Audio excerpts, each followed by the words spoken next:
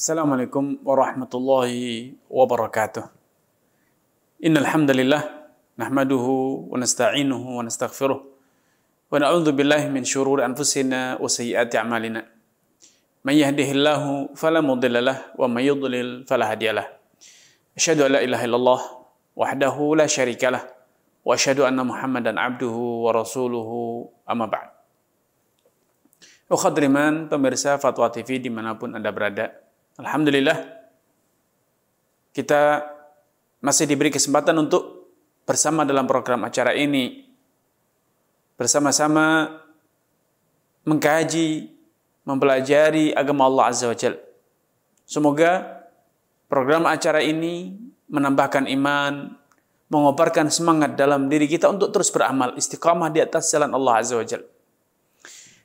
Tidak luput salawat serta salam untuk senantiasa kita aturkan kepada Nabi kita, Nabi Muhammad SAW, kepada keluarga dan juga sahabat-sahabatnya yang telah membuktikan ketulusan niat, kesungguhan perjuangan, dan pengorbanan yang tanpa batas demi tegaknya dinul Islam. Semoga Allah Subhanahu wa taala berkenan menyatukan kita dengan sahabat-sahabat Rasulullah SAW kelak di dalam jannahnya. Amin ya rabbal alamin. Ikhwatul iman, pemirsa Fatwa TV dimanapun Anda berada, masih bersama tema al-wakalah, yaitu perwakilan. Telah disampaikan pada sesi sebelumnya bahwa akad perwakilan adalah akad yang bersifat tidak mengikat. Yang artinya, kedua belah pihak, wakil yaitu perwakilannya, ataupun yang memberi kuasa untuk diwakili, pemilik hak, kedua belah pihak yang mewakili dan yang mewakilkan berhak untuk membatalkan akad, membatalkan kesepakatan wakalah, akad wakalah kapanpun mereka mau. Ya, itu konsekuensi dari status wakalah sebagai akad yang bersifat jaiz, yaitu tidak mengikat. Namun telah disampaikan bahwa pembatalan akad ini harus mengindahkan satu kaidah, yaitu tidak boleh menyebabkan pihak lain menanggung kerugian. Karena telah disampaikan dalam satu kaidah ilmu fikih yang ini telah disepakati oleh seluruh ulama, la dharara wa la dhirar.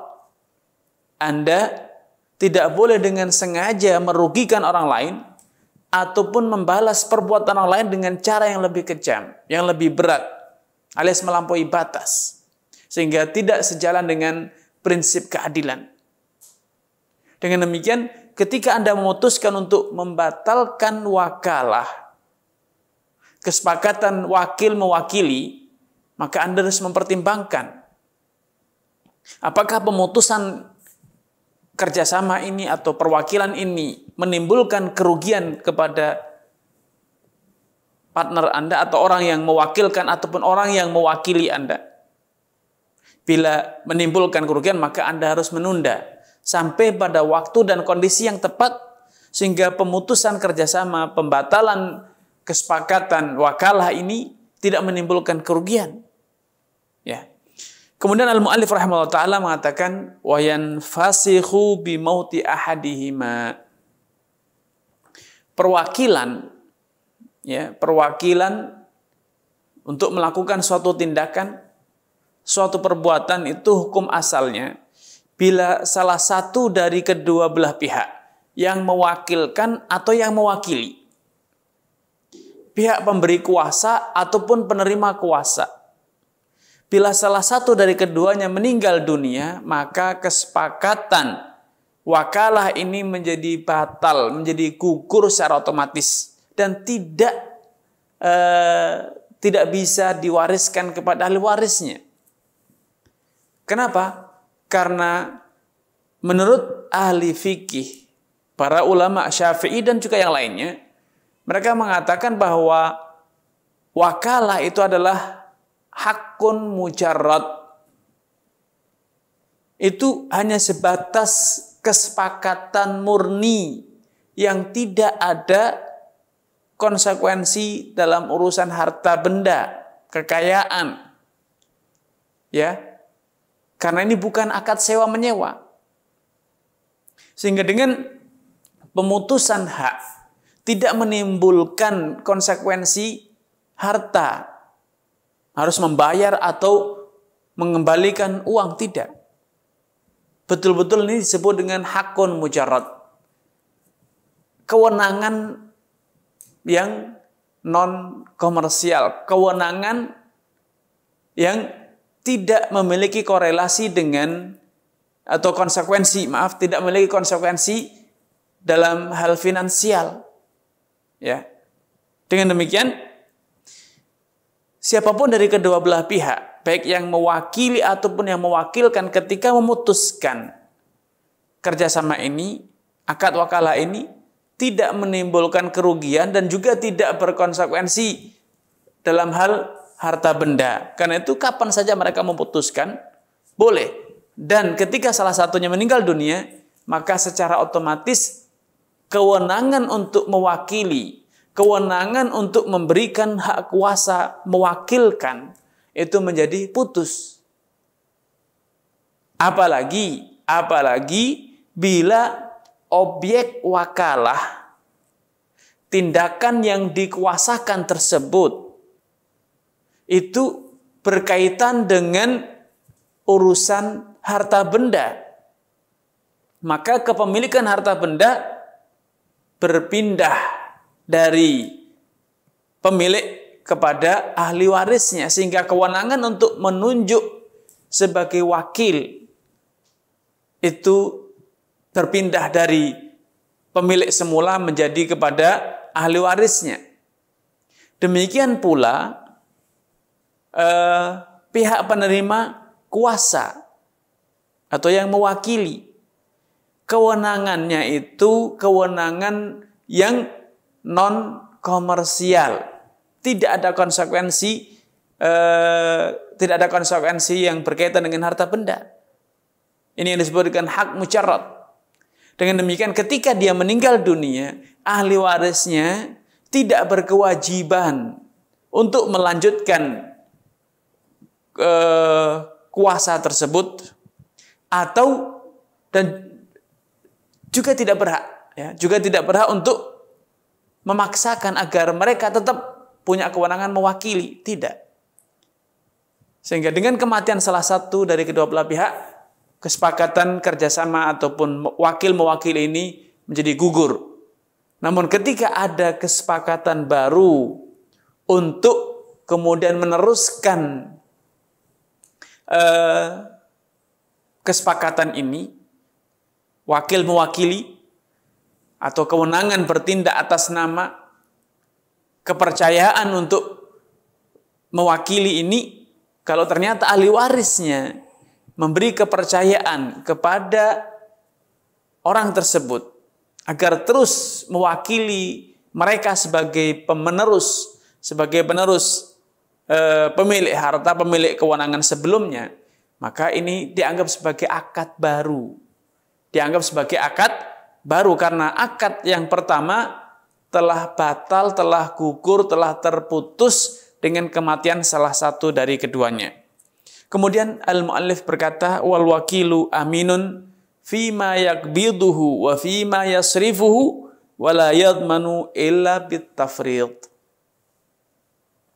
Seorang wakil yang bertindak atas nama orang lain, mendapatkan kepercayaan untuk mewakili orang lain, statusnya itu adalah amin.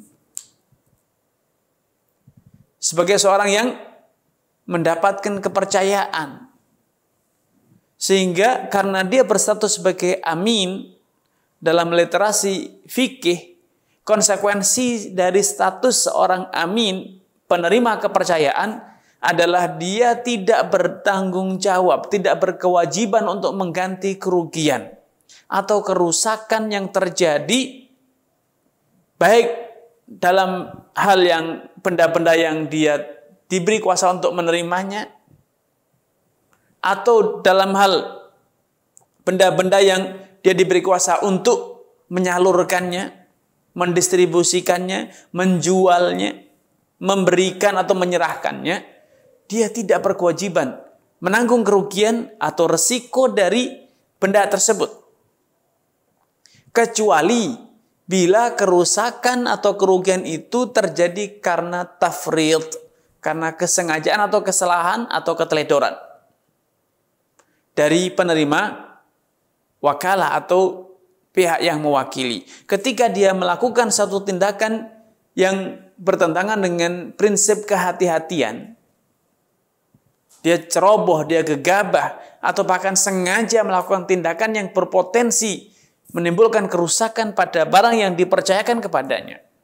Maka dalam kondisi semacam ini, kalau kemudian terjadi kerusakan, kerugian, maka dia bertanggung jawab mengganti kerugian tersebut. Kenapa? Karena dia melakukan kesalahan.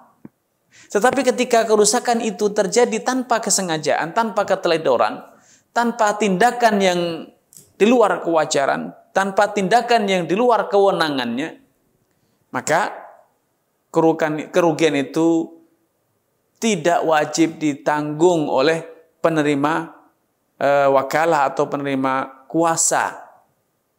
Kenapa? Karena dia amin. Dia bertindak bukan untuk kepentingan sendiri, dia bertindak bukan untuk kemaslahatannya, dan juga dia bertindak bukan untuk mencari keuntungan, tapi dia bertindak mewakili pemilik hak. Dengan demikian misalnya, ketika Anda mewakili seseorang untuk menerima kiriman suatu barang misalnya, ternyata ketika barang itu telah Anda terima, Anda mengalami satu musibah, kecelakaan atau banjir, atau misalnya dirampok orang, dicopet, maka barang yang tadi Anda terima, yang itu sudah Anda usahakan untuk dijaga semaksimal mungkin, namun ternyata di luar kapasitas Anda sebagai manusia biasa, terjadi kerusakan atau kehilangan, maka Anda tidak wajib menanggung kerugian tersebut. Kemudian kalau Anda bertanya, bagaimana kalau pemilik hak tidak percaya bahwa kerugian tersebut terjadi di luar kesengajaan, sehingga ia menuduh Anda telah berkhianat, ia menuduh Anda telah berbuat ceroboh atau melakukan tindakan yang di luar kewenangan Anda. Sedangkan Anda merasa yakin bahwa Anda sudah berusaha maksimal menjaga, merawat, dan berusaha mengkondisikan agar barang yang Anda terima tersebut bisa selamat sampai ke tangan pemiliknya dengan utuh. Namun ternyata terjadi hal-hal yang di luar perkiraan Anda, bahkan di luar kewenangan Anda. Namun seringkali dalam kasus semacam ini terjadi ketidakpercayaan dari pemilik hak karena dia merasa kecewa, dia merasa rugi. Sehingga dia suudzon, dia curiga bahwa Anda telah berkhianat atau Anda bahkan sengaja merusakkan atau mungkin menghilangkan, teledor atau melakukan suatu hal yang di luar kewenangan Anda. Terjadilah sengketa. Dalam kasus semacam ini, ketika pemilik hak tidak mampu membuktikan, tidak mampu mendatangkan bukti-bukti yang mendukung kecurigaannya, mendukung, menguatkan, membuktikan tuduhannya, maka tuduhan itu diabaikan. Anda cukup berkata, cukup bersumpah bahwa Anda tidak melakukan tindakan yang di luar kewenangan Anda tidak melakukan keteledoran, Anda tidak melakukan hal-hal yang di luar batas kewajaran. Ya. Kalau itu telah Anda lakukan, maka Anda bebas dari tanggung jawab. Karena status Anda sebagai seorang amin, seorang yang mendapatkan kepercayaan, dan Anda bertindak bukan untuk kepentingan Anda, tapi bertindak untuk kepentingan pemilik hak. Artinya, Anda sedang berbuat baik, menolong, membantu. Dan ini termasuk perbuatan ihsan. Allah Subhanahu wa taala berfirman, ma'alal muhsinina min sabil. Ya, tidak ada ruang, tidak ada alasan untuk mencela, untuk mendiskriminasikan, untuk menyudutkan atau menyalahkan orang yang berniat baik, orang yang berbuat baik. Anda sudah beriktikad baik, membantu, menolong, bukan mencari keuntungan, tapi ternyata di luar kapasitas Anda terjadi kerusakan. Maka tidak sepatutnya orang yang ingin berbuat baik menolong tersebut kemudian dibebani tanggung jawab mengganti kerugian. Karena kalau itu kita lakukan, orang yang berniat nolong kemudian kita paksa, kita minta untuk mengganti kerugian, maka ini akan menyebabkan pintu tolong menolong itu tertutup. Masyarakat akan menjadi enggan, menjadi malas untuk tolong menolong karena berniat baik, tidak sengaja pun ternyata harus menanggung resiko. Akhirnya akan apa? Tolong menolong yang itu merupakan syariat dan itu dianjurkan dalam Islam, justru akan tertutup pintunya. Orang akan menjadi enggan untuk melakukan praktek-praktek sosial ini. Padahal Islam sangat menganjurkan tolong menolong. Wa ta'awanu 'alal birri wat taqwa. Hendaknya kalian saling tolong menolong dalam perbuatan kebajikan dan ketakwaan. Rasulullah juga bersabda, wallahu fi 'aunil 'abdi ma damal 'abdu fi 'auni akhihi. Allah itu akan terus menolong seorang hamba bila hamba tersebut juga ringan tangan untuk menolong saudaranya. Kemudian al-mu'allif lebih dalam memberikan contoh konkret tentang konsekuensi dari amanah, dari status Anda sebagai seorang pemangku amanat kepercayaan. Beliau mengatakan wala yajuzu an yabi'a wa yashtariya illa bi thalathati syara'it. An yabi'a bi thamanil mithli wa an yakuna naqdan bi naqdil balad wa la yajuz an yabi'a min nafsihi wa la yuqirra ala muwakilihi illa bi idnih. Ya. Dan sebagai contoh agar hukum perwakilan ini semakin jelas, beliau mencontohkan, andai Anda mendapat kepercayaan untuk menjual atau kepercayaan untuk membelikan, mendapatkan kepercayaan untuk menjualkan atau kepercayaan untuk membelikan. Dalam kasus semacam ini, maka Anda dikatakan telah menunaikan kepercayaan, menunaikan amanat, sebagaimana Allah perintahkan, innallaha ya'murukum an tu'addul amanati ila ahliha. Artinya Allah memerintahkan kalian untuk menunaikan amanat kepada orang-orang yang berhak menerimanya.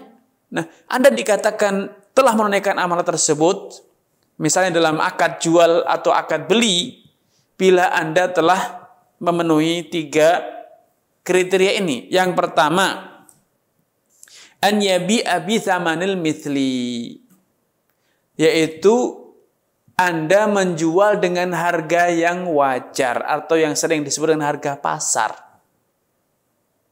Ketika Anda menjual dengan harga yang lebih murah, maka Anda telah dikategorikan sebagai seorang yang khain.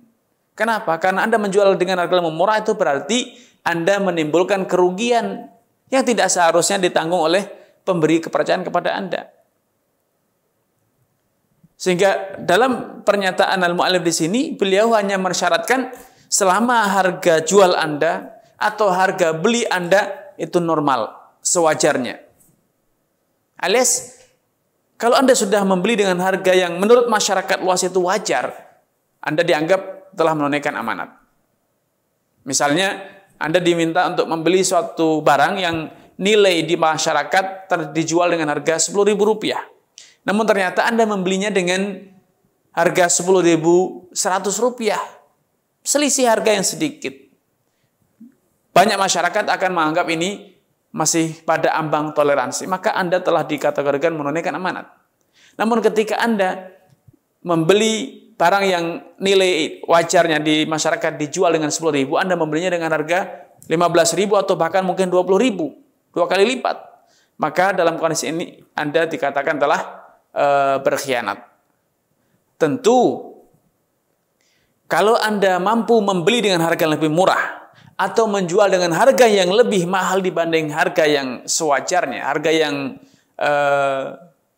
disebut dengan harga pasar, maka tentu Anda lebih layak untuk dikategorikan sebagai seorang yang amin, sebagai seorang yang telah berhasil menunaikan kepercayaan. Kenapa? Karena Anda mampu membelikan dengan harga yang lebih murah, mutu sama atau bahkan lebih bagus, atau menjualnya dengan lebih mahal, padahal barangnya sama, seperti yang dilakukan oleh sahabat Urwah Al-Bariki ketika beliau mendapatkan kepercayaan membeli seekor kambing untuk dijadikan hewan korban. Ternyata dengan kemahiran beliau mampu membeli dengan harga yang lebih murah, sehingga 1 dinar yang sewajarnya itu hanya dapat 1 ekor, ternyata dengan 1 dinar dia mampu membeli 2 ekor. Dan kemudian 1 ekornya dijual kembali dengan harga 1 dinar.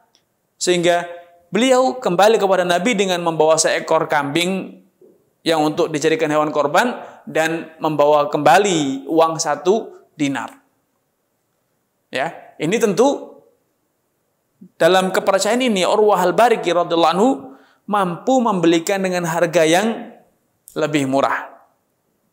Ya, sehingga dalam kasus semacam ini sahabat Urwah Al-Bariki telah menunaikan amanat. Namun pertanyaannya, apakah tanggung jawab sebagai pemikul amanat, penerima kepercayaan itu telah gugur dengan sekedar membeli dengan harga yang wajar, harga yang normal, atau baru dikatakan gugur kalau Anda bisa melakukan seperti yang dilakukan oleh sahabat Urwah Al-Bariki, yaitu mendapatkan harga yang jauh lebih murah atau menjual dengan harga yang jauh lebih mahal, melebihi sewajar harga sewajarnya. Dari penjelasan muallif rahimahullah, Anda dikatakan telah menunaikan amanat bila Anda mampu membeli dengan harga yang sewajarnya atau menjual dengan harga yang sewajarnya. Tidak harus Anda membeli dengan harga yang lebih murah atau menjual dengan harga yang lebih mahal dibanding harga yang berlaku di pasaran. Ya. Namun tentu sekali lagi, kalau Anda mampu membeli dengan harga yang jauh lebih murah atau menjual dengan harga yang lebih mahal dan itu berhasil, maka berarti Anda betul-betul telah menunaikan amanat. Ya, ini syarat pertama, yaitu Anda melakukan suatu tindakan itu sewajarnya, seperti yang sewajarnya dilakukan oleh banyak orang. Kalau itu jual beli, Anda mendapatkan harga jual atau harga beli yang sesuai dengan harga pasar. Yang kedua, kriteria kedua atau syarat kedua Anda dikatakan telah menunaikan amanat adalah wa an yakuna naqdan binaqdil balad. Anda menjualnya atau membelinya dengan mata uang yang berlaku di pasar, yang berlaku di masyarakat. Kalau Anda menjual di Indonesia, maka Anda telah dikatakan menunaikan amanat bila Anda telah menjualnya dengan harga rupiah. Kenapa? Karena kalau Anda menjualnya dengan harga dolar, maka akan terjadi fluktuasi nilai kurs. Ya, bisa jadi Anda tatkala menjualnya dengan dolar, Anda berasumsi telah mendapatkan keuntungan dan itu wajar. Ternyata terjadi fluktuasi nilai tukar. Dolarnya jatuh. Rupiahnya menguat sehingga yang semula Anda berasumsi ini sudah wajar harganya, ini sudah mendapatkan keuntungan, ternyata rugi. Tapi ketika Anda menjual dengan mata uang yang berlaku di masyarakat, maka akan dengan mudah untuk membuktikan bahwa Anda betul-betul telah menjual dengan harga yang wajar dan pemilik barang telah mendapatkan keuntungan yang wajar pula. Karena dia membeli dengan rupiah, dijual dengan rupiah pula yang lebih banyak. Sehingga Anda bisa memberikan kepastian kepada pemilik hak bahwa dia tidak rugi. Dia tidak merugi dalam penjualan tersebut. Demikian pula hanya bila Anda mendapatkan kepercayaan untuk mencarikan kontraan misalnya. Maka seharusnya Anda mencarikan kontraan yang nilainya wajar dan transaksinya juga menggunakan mata uang yang berlaku di masyarakat. Bukan dengan mata uang asing. Untuk menutup celah apa? Terjadinya fluktuasi nilai tukar. Sehingga menimbulkan kesalahan asumsi ataupun persepsi. Kemudian yang persyaratan ketiga, wala yajuzu an yabi'a min nafsih. Ya, kalau Anda bertindak mewakili orang lain, menjualkan atau membelikan, maka tidak sepatutnya Anda membeli barang itu untuk Anda sendiri atau menjual menjual barang untuk Anda sendiri ataupun membelikan dari toko Anda sendiri. Kenapa? Ketika Anda berkaki dua, diberi kepercayaan menjual, ternyata Anda beli sendiri, diberi kepercayaan untuk membeli, ternyata Anda membeli dari tempat Anda sendiri, dari toko Anda sendiri, maka ini potensi Anda tidak amanat. Anda berbuat curang. Karena tentu ketika menawar, Anda tidak akan menawar dengan harga yang maksimal. Tidak akan melakukan penawaran yang maksimal karena Anda berkepentingan mencari keuntungan sebanyak-banyaknya atau mendapatkan harga semurah-murahnya. Sehingga di sini ada terjadi konflik of interest, ya. Konflik kepentingan. Walaupun mungkin Anda bisa berkata wajar kok harganya. Ya, menurut Anda wajar. Karena Anda berkepentingan mendapatkan keuntungan. Tapi bisa jadi Anda ketika membeli dari toko lain, Anda akan menawar dengan maksimal sehingga bisa mendapatkan harga yang lebih kompetitif, harga yang lebih murah. Atau mendapatkan penawaran yang lebih tinggi kalau itu Anda jual kepada orang lain. Tapi karena Anda beli sendiri, Anda jual sendiri untuk diri Anda sendiri, maka akhirnya Anda tidak akan melakukan penawaran yang maksimal. Tidak akan memberikan penawaran yang maksimal ataupun melakukan penawaran yang maksimal untuk mendapatkan harga yang lebih murah. Ya. Sebagaimana wala yuqirru ala muwakkilihi illa bi'idnih. Kepercayaan menjual atau membeli itu hanya sebatas menjual dan membeli. Yaitu dengan 3 kriteria tadi. Menjual atau membeli dengan harga yang sewajarnya. Kemudian kedua, menjual dengan mata uang yang berlaku di masyarakat. Yang ketiga, tidak boleh membeli untuk diri Anda sendiri ataupun menjual dari toko Anda sendiri. Ketika Anda mendapatkan kepercayaan membeli barang, jangan beli dari toko sendiri. Ketika mendapatkan kepercayaan menjual barang, jangan dijual kepada diri Anda sendiri. Karena akan terjadi konflik kepentingan. Ya, ini 3 syarat. Kemudian mu'allif mengatakan wala yuqirru ala muwakkili illa bi'idnih. Karena kepercayaan Anda itu hanya dalam menjual atau membeli, maka Anda tidak punya kepentingan dan juga tidak punya kewenangan untuk membuat satu pernyataan ikrar, pengakuan, mewakili siapa? Orang yang memberi kepercayaan Anda untuk menjual atau membeli. Kenapa? Karena kewenangan Anda dibatasi. Terbatas pada ruang yang ditentukan oleh pemilik hak. Sedangkan pemilik hak tidak mengizinkan Anda untuk membuat satu pernyataan atau pengakuan atau pembenaran. Sehingga kalau Anda tidak mendapatkan kewenangan itu, Anda tidak berhak membuat satu pernyataan iya ataupun tidak. Alias kewenangan Anda dibatasi oleh izin dari pemilik hak. Tapi ketika Anda mendapatkan izin, Anda mewakili saya menjual, mewakili saya menagih, mewakili saya menghadapi customer untuk membuat pengakuan ataupun penafian.